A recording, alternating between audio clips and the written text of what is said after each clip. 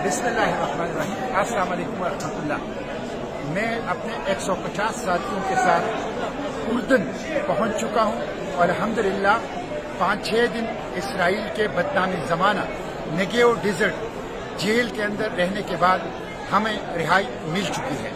इस दौरान हमारे हाथों में हथकड़ियाँ डाल के पीछे बांधी गई, हमारे पाँव में बेड़ियाँ और जंजीरें डाल दी गई, हमारे आंखों पर पट्टियां बांधी गई, हमारे ऊपर कुत्ते छोड़े गए, हमारे ऊपर गन्स रखी गई और हमें बदतरीन किस्म का टॉर्चर किया गया। हमने 3 दिन भूख हड़ताल की अपने मुतालिबात के लिए।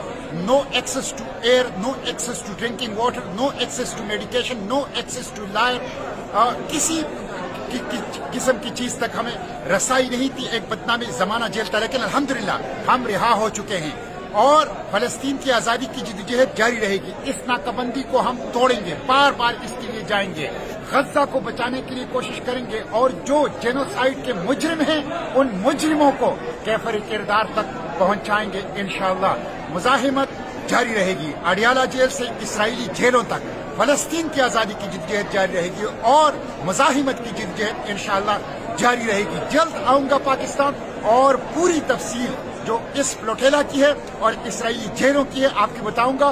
लेकिन अपनी इस जद्दोजहद को अक्सा की आजादी, फलस्तीन की आजादी, गजा की आजादी तक जारी रखेंगे। इसराइल के खात्मे तक हमारी ये जद्दोजहद इंशाअल्लाह जारी रहेगी। पाकिस्तान जिंदाबाद, फलस्तीन जिंदाबाद, पाक फलस्तीन दोस्ती पाइंदाबाद।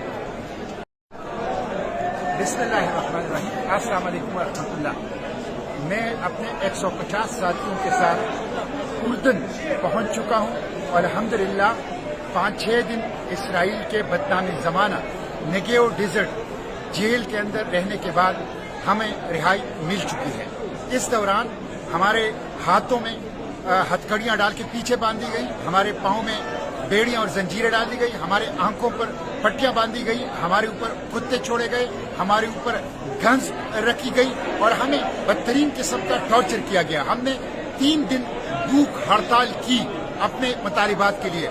No access to air, no access to drinking water, no access to medication, no access to lawyer, किसी किस्म की चीज तक हमें रसाई नहीं थी। एक बदनामी जमाना जेल था, लेकिन अल्हम्दुलिल्लाह हम रिहा हो चुके हैं और फलस्तीन की आजादी की जिद्दोजहद जारी रहेगी। इस नाकाबंदी को हम तोड़ेंगे, बार बार इसके लिए जाएंगे, गजा को बचाने के लिए कोशिश करेंगे और जो जेनोसाइड के मुजरिम हैं उन मुजरिमों को कैफर किरदार तक पहुंचाएंगे इंशाअल्लाह। मुजाहिमत जारी रहेगी, अडियाला जेल से इसराइली जेलों तक फलस्तीन की आजादी की जिद्दोजहद जारी रहेगी।